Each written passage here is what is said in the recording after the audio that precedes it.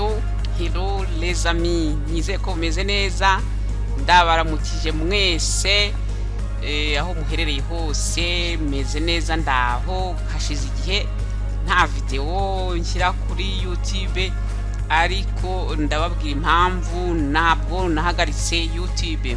Hari igihe mwakwibaza mbese yahagaritse ibiganiro bye kandi atavuze oya, ntabwo nagenda ntabwiye famiye yanjye ya YouTube ko nahagaritse. Ndahari gusa nahagaritse by'igihe gito kubera yuko kubera ikintu cyitwa les priorités. Nkunda kubabwira iyo burya ufite ibintu byinshi ukora, hari igihe biba ngombwa yuko uhitamo ibyo ugomba gukurikira n'ibyo uba ushyize ku ruhande igihe gitoya. Nuvuga ngo ugomba gukora ikintu cyitwa gushyira equilibre mu byukora, kubera yuko burya tugira imishinga myinshi tuba twifuza gukoraho, tugira ibintu byinshi mu buzima, ariko nanone ntabwo tugomba kuboyoberwa yuko umunsi ugira amasaha 28 harimo nayo kuruhuka. Ntabwo twakwishyira ibintu byinshi, nabyo ni ibintu nkunda kubakangurira, kubera yuko kwishyiraho ibintu byinshi birenze ubushobozi bwacu nabyo bishobora kutugiraho ingaruka mbi. Dukeneye kuruhuka, dukeneye kuryama, dukeneye gukora n'ibijyanye n'imiryango yacu, tukita ku muryango wacu, dukeneye no kwita kuri twebwe, tukita no ku mishinga yacu. Ubwo rero muri icyo gihe hari umushinga wanjye wundi nari ndimo gukoraho kandi ukomeye kuri jyewe, niwo ndi gukoraho muri iki gihe. Ariko muri iki gihe ndagarutse, nzangerageza gushyiraho amavideo wenda rimwe mu cyumweru buhoro buhoro, kugeza wenda nongeye kubona ritme y'amavideo menshi. Ariko ndahari, ibintu bimeze neza, turi kumwe kandi ndabasuhuje, ndabakiriye umuryango wanjye YouTube. Mukomeze mushyigikire, mwiyandikisha abashaka kwiyandikisha, ababishobora mutanga ibitekerezo. Turi kumwe twiyubaka ku rubuga rwacu, kubaka imitekerereze yacu, turiyubaka kugira ngo tugane umunezero, kubera ko umunezero ni ikintu gikomeye. Umunezero ni ibintu ntashobora guhagarika kubabwira. Umunezero wawe, umunezero no mu rugo rwawe niwe warashatse.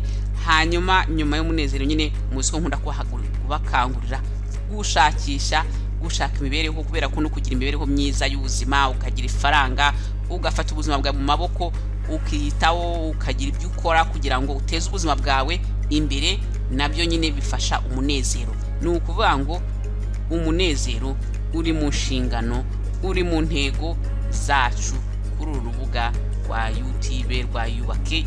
Ukire wubaka imitekerereze yawe, hanyuma ushobora kubaka nyine ubuzima bwawe bugende neza. Ubwo rero turakomeza ku biganiro byacu bijyanye n'umunezero. Umunezero mwayibonye ingingo nyine uyu munsi tuganiraho, nyine natangiye mbabwira ni ko ntahagaritse YouTube. Ingingo ya kabiri ni ibyerekeye ibanga ry'urugo ruryoshye. Murabona n'ubundi ni ibintu bijyanye n'iki, n'umunezero, kubera ko ushobora kugera ku munezero ku bwawe ku giti cyawe. Nkunda kubabwira ko ugomba gukora ku buryo wowe ubwawe unezerwa, ariko no kunezerwa mu rugo rwawe.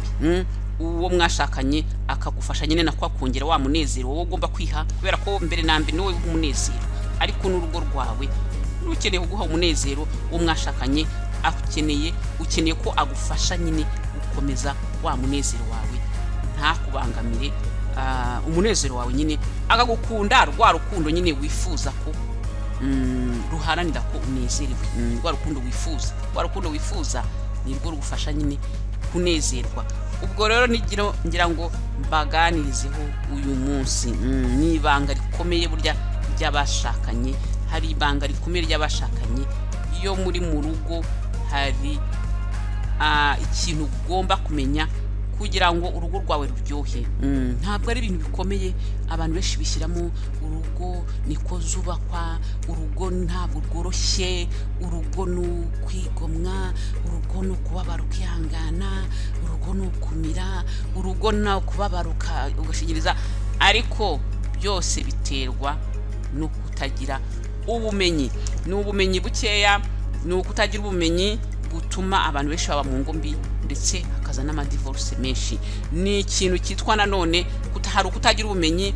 Hari abantu babaye mu bikomere nabo batumura gutuma uba mu rugo rubi. Nuvango niyo wabaye mu bikomere, mbere yo kwinjira mu rugo rwawe ukeneye kubanza kwifuza, ukeneye kubanza kwiyita ugakira mbere yo gushakana n'undi muntu, kugira ngo ushobore kubaho mu rugo rwiza, ushobore kubeshaho mugenzi wawe urugo rwiza. Hari uko kubura ubumenyi. Hari n'ikindi kintu cyitwa orgueil, ego. Ya ego yarenze igipimo, biriya bita ngo ni ikiburi mu kinyarwanda cyiza, ntabwo ndi orgueil. Ego, ya ego ituma udashaka usa n'umuntu wiblotse, wizirika mbese ntushaka gufunguka, uti mbese iki nakora, ukabona wishyize mu bintu ntushaka gufunguka. Kubera iki? Ni ibikomere byose bitera, kubera ko uri umuntu muzima ugomba kuvuga uti iki ngiki nagikora gute, iki nagikora gute kugira ngo ugende neza, iki nagikosora gute. Niba rero uri umuntu washatse cyangwa se uri umuntu wifuza gushaka, ndagira ngo nkuganirize ku kintu gikomeye, kwibanga rikomeye rituma abantu bashakanye bagira urugo rwiza. Ibanga rya bikomeye n'ugushobora kumva, gusobanukirwa n'ibyo undi agukeneyeho kugira ngo yumve akunzwe. Ibyo undi akeneye, ibyo umugabo wawe akeneye ntabwo ari byo wowe ukeneye nk'umugore. Ibyo umugore wawe akeneye wenda ntabwo ari wowe ari byo wowe ukeneye. Hari igihe mushaka gukenera bimwe, ariko abantu baratandukanye mu rukundo. Ugomba iki rero? Kumenya akeneye ibiki. Umugore wanjye akeneye iki kugira ngo yumve ko akunzwe? Umugabo wanjye akeneye iki kugira ngo yumve ko akunzwe? Noneho ugashobora kugerageza kubyuzuza. Niba utabyuzuza 100% ariko ukagera 70%, icyo gihe urugo rwanyu ruzagenda neza. Ikintu cy'ingenzi ni ugusohoka mu kiburi. Ngenda kumeye, ngiye nawe ushaka kumenya n'ibyo ari byo, n'ibyo akeneye nawe uragumenya. Ntabwo ngenda umuntu w'umugabo ngewe ngo bakora nk'umugabo, ndi umuntu ngewe ukomeye. Iyo umeze gutyo, urugo rwawe hari igihe rugeraho rugasenyuka, kandi nta kibazo gikomeye gihari, nta kintu kinini byagusabaga. Icy'ingenzi ni ukwifungura.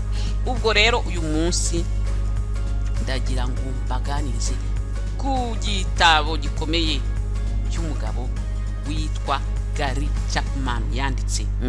Ni igitabo cyahinduye imibereho y'ingo nyinshi zari zigiye gusenyuka. Uwo mugabo yarazubatse, uwo mwanditsi w'igitabo yarazubatse. Ni umuntu wagiriye inama ingo nyinshi zari zifite ibibazo, zirazanzamuka, ziba mu rugo ruryoshye, zihindura inzira zari zirimo mbi, zigana mu rugo rwiza, urugo umuntu wese yisangamo akumva amerewe neza. Nta mpamvu yo kuba mu rugo mugenzi wawe ukabana n'umuntu atishimye, kandi ushaka gukora ikintu bitanagusaba ibintu byinshi ariko akishima. Kubera iki? Ntubikora kubera kutabizi, ntubikora se kubera ko udashaka no kubimenya. Kubera ko hari abantu bifunga nyine ntashaka no kumenya n'ibyo bintu. Ese ibyo bintu ni ibiki? Ese ibyo bintu bambwira umuntu akora undi mugenzi wa akishima ni ibiki? Ugasanga ugiye mu kiburi, urugo rwawe urarusenye kandi wari kubikinisha. Kubera ko hari abantu babana mu ngo, ukavuga uti ndahari ni urugo rwanjye, ukumva ko urugo rwawe warugezemo nta cyarusenya. Ariko hari benshi hari ingo nyinshi, abagabo benshi ndetse ngo ngiye kuvuga baratungurwa, kubera ko burya divorce nyinshi zisabwa n'abagore. Ni ibintu bizwi binanditswe mu bitabo yuko 70% abagore nibo basaba divorce, kandi akanini abagabo baratungurwa, kubera ko bari bazi ko ibintu byose bimeze neza. Bumvaga ibintu byose bimeze neza, umugore ndamuhahira, umugore inzu ndayirya, umugore ibintu birahari, abaye iki? Ugasanga uratunguwe. Kubera iki? Ntiwigeze ushaka kumenya ibyo umugore wawe akeneye. N'abagore ni kimwe, n'umugabo wawe ugomba kumenya ibyo akeneye. Ariko nyine nivuze ku bagore kubera ko nzi ko birazwi ko ingo nyinshi, divorce nyinshi zisabwa n'abagore. Igitabo rero uwo mugabo yanditse, umwanditsi yanditse afasha abashakanye, cyitwa les 5 langages de l'amour. Ni ukuvuga ngo tubishyize mu kinyarwanda nonko niko kuvuga ati indimi eshanu, ururimi indimi eshanu z'urukundo, uko mugenzi wawe yifuzamo gukundwa. Ni nkatwo twabivuga mu kinyarwanda cyiza, umugore wawe, umugabo wawe, uko yifuza gukundwa kugira ngo abone akunzwe. Hari uburyo butanu, indimi eshanu z'urukundo, hari uburyo butanu umugore cyangwa umugabo ashobora kwifuza gukundwamo. Nibwo ngira ngo mbabwireho, tuganireho, hanyuma turebe icyo twakora kugira ngo ibyo bintu bigende neza.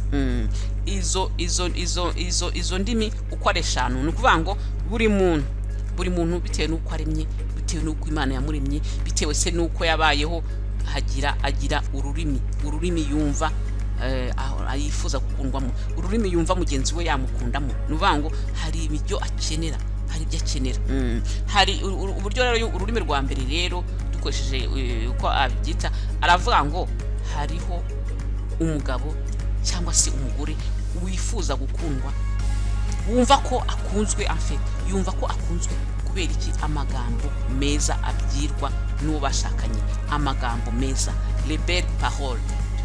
Ukumva hari abantu, hari ukuntu bitewe n'ukuntu umuntu ateye, hari umuntu ukunda kuba wamubwira uti uri mwiza, umugore akunda kumwibutsa ko ari mwiza, akunda kumwibutsa ko yambaye neza, akunda kumwibutsa ko asa neza, akunda kumubwira amagambo meza y'umutima. Amagambo meza murabyumva nawe cyangwa se n'umugabo wawe ashaka kubateye gutyo, ngo uti we uyu munsi warimbye, urasa neza.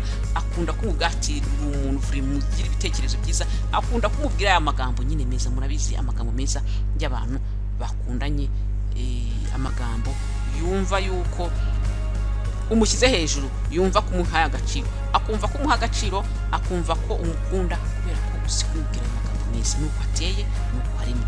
Niba rero mubana ukaba udashaka kumubwira ayo magambo meza, ahubwo noneho ukaba ahubwo wa wundi noneho umubwira amabi, nyumvira uburyo umubabaza. Ni ukuvuga ngo niba we ari umuntu wumva ko akunzwe, umuganiriza, umubwira amagambo meza yo kumutetesha, yo kumwibusha ko umukunda, umubwira ati ndagukunda, uri umuntu wanjye, uri akataraboneka, uri igitangaza kuri iki, uri ikibasumba. Ibyo bintu byose niba utabivuga, noneho ubwo ukamubwira yuko ari umuntu ubusa, nta kintu amaze, ni umuntu udashobora, nta bwenge agira, ni igicucu.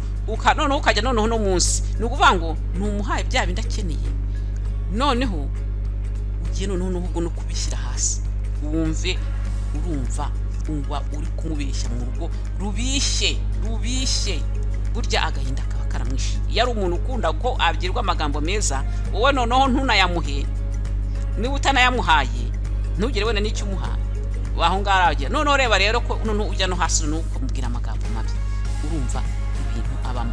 Wenda unamubwira ayo magambo mabi, ariko wenda ukamwitaho, ukamuzanira ibindi bintu, wenda ukanamugura n'ibintu kandi atari byabikeneye, ukamukora ibindi byiza, wibwira yuko umwitaho, ariko wagiye ururimi rwe yumvamo urukundo ntabwo kubahiriza. Ni ukuvuga ngo aba mubeshya mu rugo rubishye gutyo. Abo nibo mbabwiye amagambo meza. Ni igitabo nasomye hashize igihe kinini ngisomye, ariko ndagerageza kubabwiraho, wenda nzagira igihe nongere ngiremo tujye tukiganira. Ariko uyu muntu ushaka kuba ku rugo, iyo yakurikije ibintu bye bigenda neza, kandi ntabwo bisaba ibintu byinshi. Kubwira amagambo, niba uzi ko umugore wawe akunda amagambo meza, niba uzi ko umugabo wawe akunda amagambo meza, wera turaza kuvugana nyuma nitumara kuzivuga uburyo umenya ururimi rwa mugenzi wawe, uburyo ushaka kumenya turabivugaho nyuma tubanje kuzivuga. Ni ukuvuga ngo amagambo meza. Hari abandi, hari umugore cyangwa se hari umugabo. Nanone icya kabiri, ururimi rwa kabiri, uko mugenzi wawe yifuza gukundwamo. Ubwa kabiri, hari abandi bakunda ibikorwa byo gufasha, les services rendus, ibikorwa umufashamo, iby'umufashamo, twatuna kakana kubwira ati sheri wankorera iki, binoroshye. Wenda wowe ukavuga uti ndaza kuba mbikora, kumva nta kintu bivuze, nyamara we burya ni ikintu gikomeye kuri we. Aragusaba utuntu tworoshye, akantu wenda umuntu, akantu gasanzwe mu rugo, wenda ati sheri wandebeye wenda akantu gasanzwe n'urugero ushobora kubona ati wanyoherereje cyangwa wamfotoreye ikintu nyoherereza ya dokima nkorera mfotorera ya dokima mbese ibintu byoroshye muri kumwe, cyangwa se utuntu umufasha no mu rugo, ibintu umufasha mu rugo yaba adahari akaza agasanga ari cyo wakoze, wenda ari nk'umugore wasohotse akaza mu rugo uri umugabo ukaba utamufasha, wenda mutagira n'umukozi agasanga ni umuntu ntumufasha mu byo mu rugo, mu turimo two mu rugo, no gushyira abana kuri gahunda, abana ukababwira uti mube mukoze iki, mama ntawe uhari, cyangwa se n'uburyo wita ku bana wenda wadahari. Tusa ibintu byose ukora mu buryo bwo gufasha mu rugo, utuntu ukora umufasha, aba kumufasha mu mirimo yo mu rugo, yaba kumufasha mu bikorwa akeneye. Murabibona abantu babana hari ibintu ushaka gukora, n'umugabo nawe yameze gutyo, ari umuntu ukunda ibyo bya service hanze, ibintu mukorera, ibintu mukora byo kumufasha, nawe ashaka ko ari wa mugabo wumva ndetse yakwicara ukamukorera byose, ukamuhereza amasogisi, akumva bimushimishije ko we ayicara, wenda wowe uri muri byinshi akaroho ujya kumuzanira amasogisi namutagira umukozi, n'umukozi yaba nahari akaba ari wowe uteka ukazana ibiryo ku meza, ndetse agashimishwa nuko wenda ari wowe uri ushyira ibiryo ku isahani. Donc utwo tuntu ukora tumukorera ni ibintu bimugiraho wenda akumva ko hari ibintu byinshi ugomba kumukorera. Iyo ari ukwaremye hari ibintu yifuza kugira ibyo umukorera, buri wese agira ibyo yifuza nyine ku mugenzi we yamukorera. Donc nshaka kubasobanura ngo ni ibyo bijyanye service hanze, mu gifaransa nagisoma icyo gitabo, ariko nyine nko kuvuga ibikorwa byo gufasha mugenzi wawe, ibikorwa ukorera mugenzi wawe, byaba kumufasha mu rugo ibyo agomba gukora, byaba kumufasha kubyerekeye we ku giti cye tunakeneye. Niba gusabye ngo mukorere ikintu ukaba wagikora n'umutima mwiza, hari igihe rero utagikora wenda ukabisuzugura ukumva ko nta gaciro bifite, kumva cyangwa ugavuga ndaza kubikora ariko ntubikore, urumva we nyuma arababara, ushaka kumubabaza kuko arabona ko utamwitayeho, abona ko utamukunda. We abibonamo urukundo rwe arwumva gutyo, nuko yumva wakunzwe. Niba utabikora kubera kutabiha agaciro, urumva umubeshya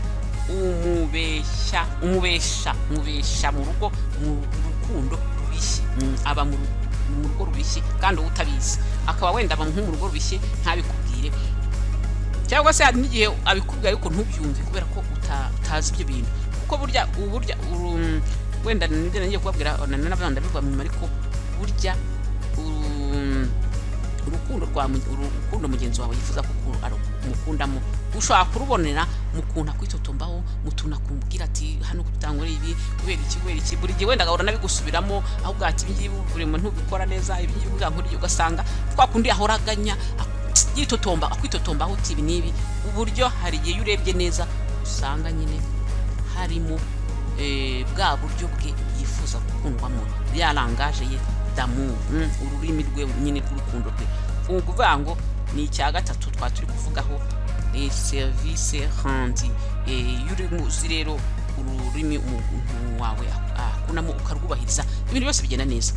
Ibya gatatu nanone rushoboka, ururimi rwa gatatu, langage y'urukundo nyine ya buri y'umuntu. Hari nanone umugore cyangwa umugabo ushobora kwifuza ukundwa, ubona ko akunzwe yahabwa impano, le gift, le cadeau.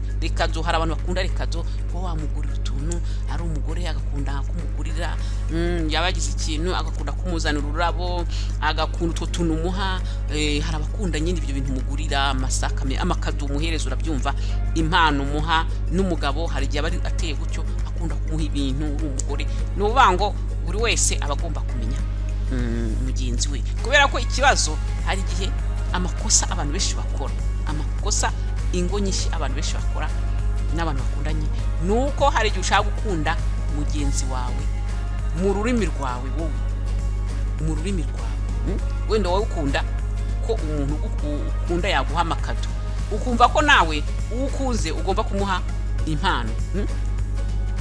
niwe wowe ukunda impano ugashaka guha mugenzi wawe nawe impano kandi we atari rwo rurimi rwe, urumva ko urabyica. Abo rero ni amakosa menshi abantu bakora. Kubera iki? Kudashaka nyine kwihugura, kudashaka ubumenyi. Iyo uzi ubumenyi ukavuga uti ese mugenzi wanjye ni iki kimushimisha, ukagikora, nawe akamenya ikigushimisha, nawe akagikora. Urugo rwanyu rugenda neza nyine, muba mu rugo rwabuki nyine, muba mu rugo buri wese anezerewe undi akanezerwa. Kubera ko burya baravuga ngo umuntu aratanga nawe agahabwa. Kandi iyo nta kintu ushaka gutanga nawe ntacyo uhabwa. Tu ne veux rien, donc donner et recevoir ni ibintu uratanga ugahabwa. Iyo udatanga ntuhabwa kubera kudatanga, ugasanga nyine mubaye mu rugo rubi. Kubera iki? Hari umwe wiblotse, udashaka gufunguka ngo agerageze kumenya uburyo urugo rwanyu mwarwana neza, ugasanga nawe ntamerewe neza, mwese mukabihomberamo. Kubera iki? Mudashaka guhuguka. Kubera ko abantu benshi nta bumenyi. Ingo nyinshi zubakukirwa mu kugenda gutyo gusa, nta bumenyi mu kubaka urugo. Ntabwo twigishwa kubaka ingo. No mu mashuri abantu bakwiye kwiga no kubaka urugo, bakiga gushaka ifaranga, bakiga kubana n'abantu. Hari ibintu byinshi amashuri yaba akwiye kwigisha n'abantu bakeneye mu buzima bwabo bwo kuri iyi si, ariko batiga. Ngemba numva n'ishuri riba kwigisha, amashuri akwiye kwigisha abantu ibintu nk'ibyo. Oui, c'est très important. Kubera ko usanga societe y'abantu babanaho nabi, kubera ko tutiga kubana n'abandi bantu ndetse muri rusange, ariko ntitumye no kubana no mu ngo zacu. Ugasanga rero bibaye nyine ibibazo, isi ni ibibazo, abantu baragirana nabi, ingo zirasenyuka kubera ko hari ibintu abantu bajyamo batabizi, nta bumenyi. Ikintu cyose burya iyo ugishakiye ubumenyi ukakihuguramo, ibintu bigenda neza. Nende bakubabwira kuri kubakunda impano. Niba uzi ugomba kumenya niba mugenzi wawe akunda impano, ukajya umuha impano burya z'urukundo. Nta nubwo bisaba ibintu byinshi, ntabwo ari ngo umuhe imodoka wenda namukize, ariko n'urwo rurabo hari igihe barukunda, wamuzana akarabo akishima cyane, cyangwa se wamugurira n'akantu koroshye. N'igihe ushaka no kumuha impano mu bintu utaguze, utuntu twose ifo kumenya mugenzi wawe. Icyo cy'ingenzi. Waba uzi ko ni umuntu ukunda impano, ugasanga no kuri anniversaire ye, ku isabukuru ye nta n'akantu wamugeneye, kandi akunda impano. Ubwo wabyishe ugomba kumenya, ukamwiga nyine, mukaganira. Ndaza kuvuga ukuntu umenya langage y'urukundo ya mugenzi wawe, umenya ururimi rwe, ukuntu umenya urukundo mugenzi wawe yifuza gukundwamo. Turabivuga nyuma tumaze kuzivuga. Iyo ni bwa gatatu. Iya kane ni twavuze amagambo meza, tuvuga iby'umukorera, tumaze no kuvuga noneho ku mpano. Ururimi rwa kane ni ibihe byiza mugirana. Les moments de qualité mu Gifaransa niko babivuga. Donc ibihe byiza mugirana, hari umugore cyangwa hari umugabo ubona ko akunzwe, kubera ko ugena igihe, hari ibihe byiza mugirana. Umugenera igihe, hari igihe byiza mugirana, mukicarana, mukaganira, mugakorana, mukaba mwakora mukorera hamwe nk'ibikorwa, nk'ikintu mugenzi wawe akunda. Ukunda ko wenda unamwicara iruhande, mukaganira, mukavuga n'ubusa, mukaba mwakwicarana, mukarebana filime, mukareba théâtre se, muri kumwe mwebwe mwenyine, muri kumwe mufatanye, mumufasheho, umwitayeho. Mu madoka ritesesa icyo gihe cyawe nawe mwenyine, akabona ko umwitayeho, muganira. Niyo mwakwicarana mukanaganira, nta nantu mwagiye mwakira ikintu mukorera hamwe, ariko icyo kintu niho abonera yuko yitaweho, abonaho ko akunzwe. Hari abantu bateye gutyo. Niyo mwatembera mukamwanatemberana, mufatanye agasoki ku kandi. Ibyo ni ibintu hari abantu bameze gutyo bakenera kumva ko bakunzwe muri ubwo buryo. Abo rero iyo utabitaho, ntugire icyo gihe, bumva bababaye, bumva kutabakunze, kandi wenda utabizi, wenda uri kubaha amakado, uri kubaha impano, kandi wo impano nta kimubwiye, umeze gutyo wenda impano nta kivuga kuri we, nta kimana ivuga, we yifuza ahubwo ko mujyana ibyo bihe mukaba muri kumwe, mukaba mwaganira, mugaseka, mukaba mwagira ikintu mukorera hamwe, ukamugeni mukaba mwaganira. Hari abantu bameze gutyo mudashaka no kugera no mu cyumba muganire, muvugire iyo mwanya muganire nk'abantu bashakanye. We nibyo wenda akeneye, wowe uramukorera ibyo adakeneye. Ibyo rero urumva ko icyo gihe ubu mubeshya mu rugo rubishye, kandi wenda utabizi, uzi yuko mwitaho, uzi gukora byose, uzi kuki ako kantu ukakabura, kandi nacyo kagutwaye. Iyo ukamenye rero ibintu bigenda neza, ugira uritanga nyine ukabikora. Nubwo ubwangu icy'ingenzi ni ukubimenya, ukavuga uti ndagerageza njye mbyibuka hari amashyira imbaraga wenda kurusha ahandi, wenda watekereza ko ushyira imbaraga kandi atariho, kubera ko nabwiye yuko hari igihe ushyira imbaraga hatariho. Niyo mpamvu ugomba kumenya ururimi rwa mugenzi wawe kugira ngo ushyire imbaraga ahariho. Hanyuma icyanyuma, ururimi rwa gatanu ni abantu babonera mu ko bakunzwe, bumva ko bakunzwe kubera imibonano mpuzabitsina. Hari abantu bakunda ko mugenzi yumva mugenzi amukunze iyo nyine amuha icyo kintu, akumva ko buri gihe niba bikunda imibonano, akunda imibonano kurusha ibindi. Nuvuga ngo yego muri rusange bavuga yuko nyine hari abantu imibonano wese ashaka kuyikunda afite n'izindi ndimi, ariko hari abandi zibera ururimi rwabo, hari abo zibera ururimi bumva bakunzwemo. Ni ukuvuga ngo bishobora kuba narwo ururimi, nubwo nyine bivuga ngo muri rusange hari abantu bose, abantu bashakanye, hari abantu nyine bakunda sexe atari ururimi, ariko ari uko ayikunda gusa, ariko atari ururimi rwe. Ariko hari abandi biba ari bwo bumva ko bakunzwemo.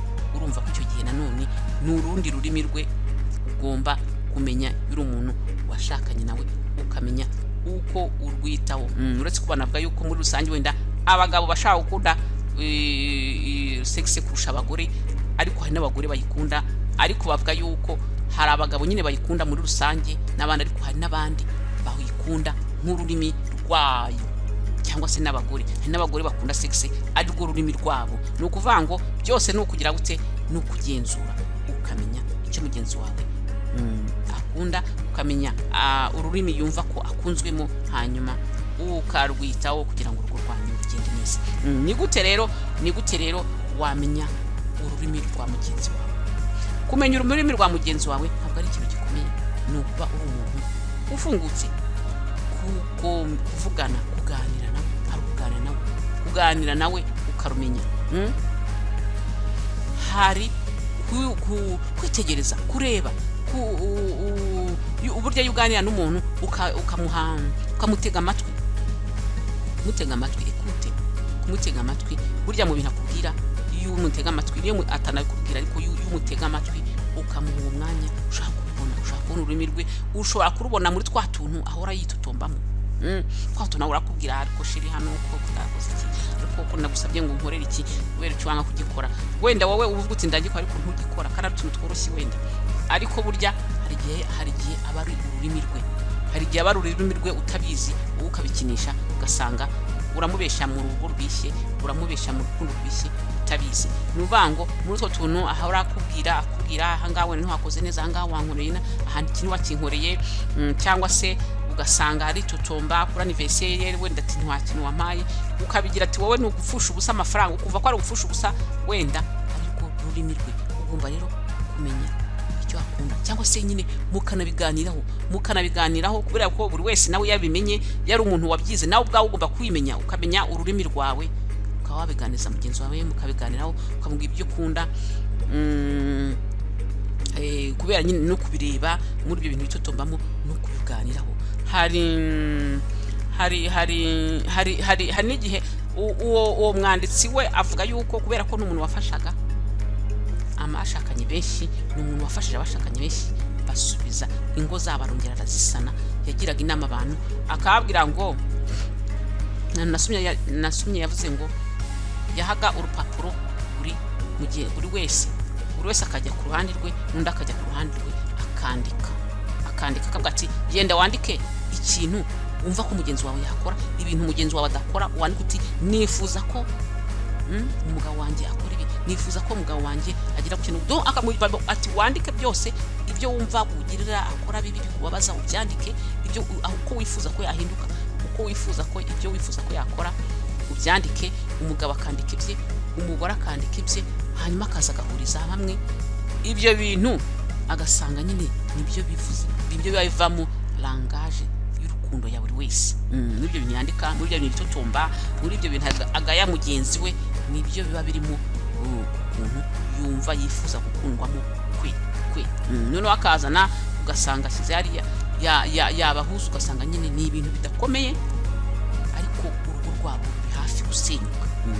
Undi ashaka gukora akagerageza gushaka ntabwo ari uvuga ngo uragenda ukuri, uvuga ngo ni ugutekereza kuri mugenzi wawe ukavuga uti koko n'ibiki kigushimishije reka ngerageze.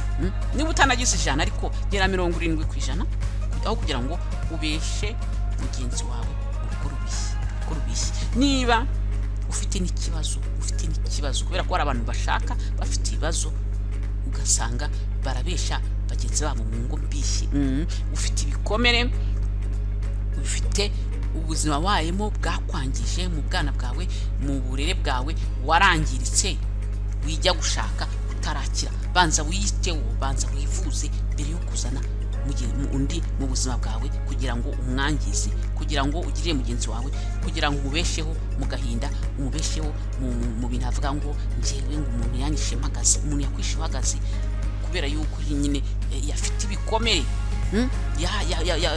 wabanye nawe atatunganye, wabanye nawe ataritayeho ubwembere, ahazana bya bikomere mu rugo akabikoresha nyine, ibyo bikomere afite bikakugirira nabi. Nuvuga ngo mbere yo gushaka mugenzi wawe genda wibanze wivuze. Niba uri umugore, mbere yo gushaka umugabo wigenda ufite ibikomere wavanye mu burere bwo warezwemo, byo gutukana, byo gusakuza, utuka mugenzi wawe bitutsi bigeze nk'iriya, umushyiraho amagambo mabi, wenda ukaba washaka nk'umugabo ukunda amagambo meza, ugasanga wowe buri munsi ni wowe watombotse uri kuvuga ibintu bibi, ubitutsi hariya, ukita umugabo ngo nimbwa, ukagira gute. Ibyo ni ibintu ugomba kubanza ugakira, kubera yuko burya uburere n'uburere bubi ukabanza ukiga uburere mbere yo gushaka.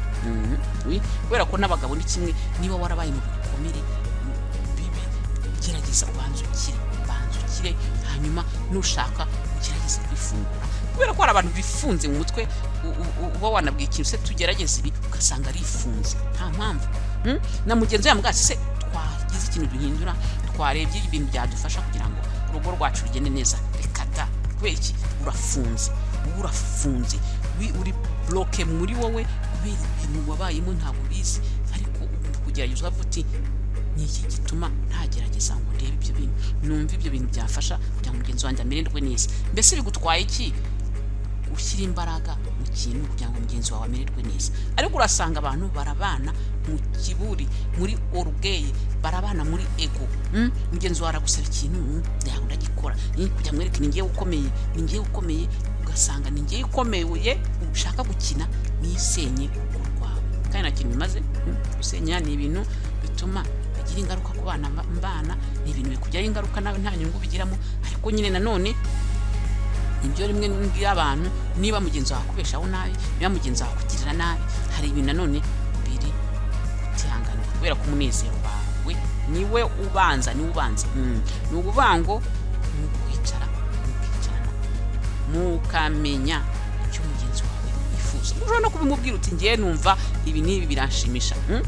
Buri wese burya aba yiyizi, niyo nawe wabimenye ugomba kwimenya ukavuga uti ngiye se meze ngewe ni ute numva umuntu akunze, wowe wawe ubwawe ugomba kumenya uti ngiye ndi umuntu ukunda serivisi yanjye, ibyo mugenzi wamfasha. Iyo mugenzi wanjye, iyo umugabo wanjye mubwiye n'inkorera ikintu nagikoze, iyo umugabo wanjye ntashye nkasanga yashyize n'abana kuri gahunda bakagira ibyo bafasha mu rugo, niba nta mukozi mugira, iyo umugabo wanjye ndi gukora ibi akafasha nta mukozi mugira, ndabikunda.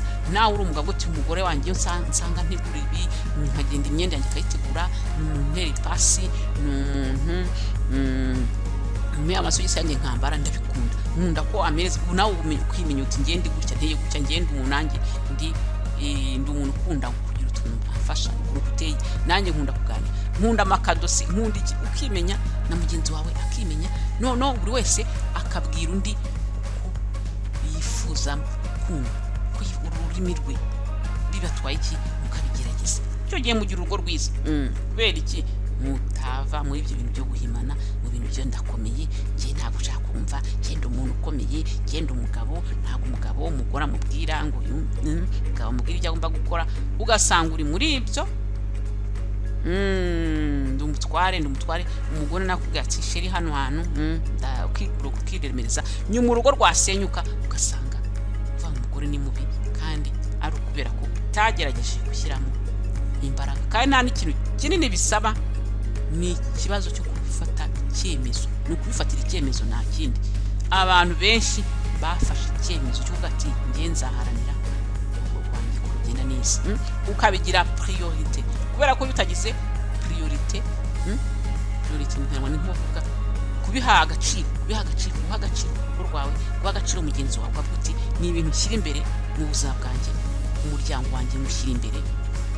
Ntabwo bigenda neza nyine iyo uhisemo. Hari abahitamo amafaranga, hari abahitamo abandi bantu bo hanze, ugasanga uraha agaciro abantu bo hanze urushaho agaciro abo mu muryango wawe. Urugo rwawe rushobora gusenyuka kandi ugasanga nta nyungu bibonyemo, nta kintu bikumariye, kubera ko wagiye muri orugeye isenya ingo nyinshi, kandi nta kibazo gikomeye gihari. Ari abantu bashaka kuganira bagakemura ibibazo byabo byoroshye bihari, ariko ntibashaka kuganira. Kubera iki?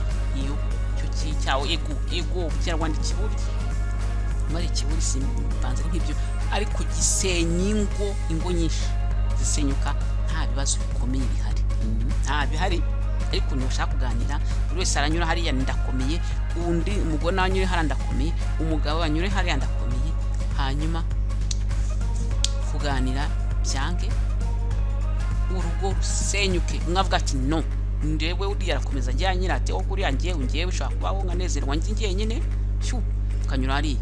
N'undi nshobora kubaho nanjye nashaka agenda, ukanyura hariya.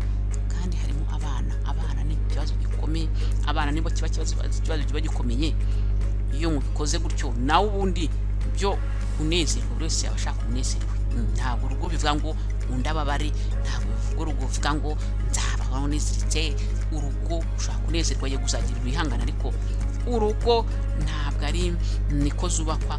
Urugo rwiza rurashoboka, ni ikintu cyo kubimenya, ukabivuga ati ndabishyira muri me priorite, nta kindi. Ndabishyira muri gahunda zanjye nshyira imbere, ndabishyira mu bintu nshyira imbere y'ubuzima bwanjye, n'urugo ndarubanza ukabishyira imbere, ubundi rukabaho neza, ukarwitaho.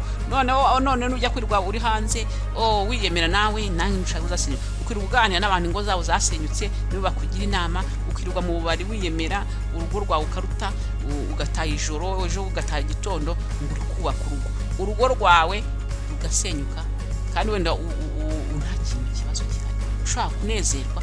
Nibyo ntabwo undi agomba kubuza undi kubaho nawe ngo anezerwe umunezero we, ariko nanone ntagomba guharanira kubabaza mugenzi wawe. Urugo rwiza rurashoboka niyo wabihisemo,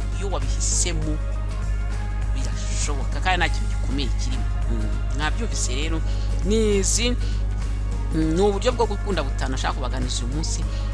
Wenda abantu bifuza nk'icyo gitabo bashaka nko kunyandikira kuri iyubake kuri cyangwa bakabimbwira. Ni igitabo cyafashije abantu benshi, ingo zabo zigenda neza, babaho neza, babana neza, barera abana babo neza. Kubera iki? Bamenye ibyo buri wese akeneye, bamenya kuganira, barabikemura, bigenda neza. Cyo nifuriza ingo nziza, buri wese nifuriza kugira urugo rwiza, kubera ko nifuza umunezero kwa buri wese. Murabizi hano umunezero ni ikintu dushyira imbere, umunezero ku giti cyawe. Ugomba kumenya ko ugomba kuha umunezero na mugenzi wawe, atanaguhaye nyine, ariko kubeshaho nawe, ariko umunezero wawe ukawuharanira, nawe ukamenya ibyo ugomba gukora kugira ngo unezere. Niba hari ibintu bigufasha kunezerwa ukabikora, ntuvuge ngo mugenzi wawe nyine yakujije uwo munezero, nawe ugende uhere hasi uvuge ngo wapfuye uhagaze, umuntu yakwishe uhagaze. Oya, niba atita no ku munezero wawe, niba atita gituma no kugira ngo amenye uburyo agomba gukunda kugira ngo unezerwe, ugomba kumenya uburyo nawe wikunda, uburyo nawe winezeza, uburyo nawe ukora ibikunezeza kugira ngo urebe ko uzamura icyo kintu ubura wenda kiri kuri mugenzi wawe. Niba umuganiza kanga, niba ubona ari umuntu wifunze, hanyuma ukareba niba ari umuntu ushaka gukomezanya ukiha umunezero. Wabona bikunaniye nyine nanone wa munezero wawe n'ugomba kubanza w'ibyo nibyo ni ngombwa. Iyo bikabije umunezero wawe nawe ugomba kuwugira ngo ube mu gahinda. Ubona ari umubana n'umuntu ukubuza amahoro, ubona kubuza umunezero, ubona kubangamiye bikabije, ibyo kwihangana nabyo bigomba kugera aho bigarukiye iyo bikomeje. Mwabyumvise rero, mugire umunsi mwiza nawe utaha. Yari Jeni wakunda cyane, nagarutse kugira ngo baganize kugira ngo tugarukane umunezero, dutere imbere. Ibiganiro birakomeje, naye basobanuriye mu gutangira, nubwo wenda nazajya mbura umwanya wo gushyira amavideo kenshi nk'uko byari bisanzwe, ariko tuzakomeza tuganire bidufasha kunezerwa, ibidufasha kunezerwa mu giti cyacu, ibidufasha kunezerwa mu ngo zacu, ibidufasha kubana n'abantu badufasha kunezerwa muri rusange. Umunezero murabizi, uru rubuga niwo dushyira imbere. Ngaho rero mugire ibihe byiza, nawe utakuyindi video ya Lady Jane. Ciao ciao.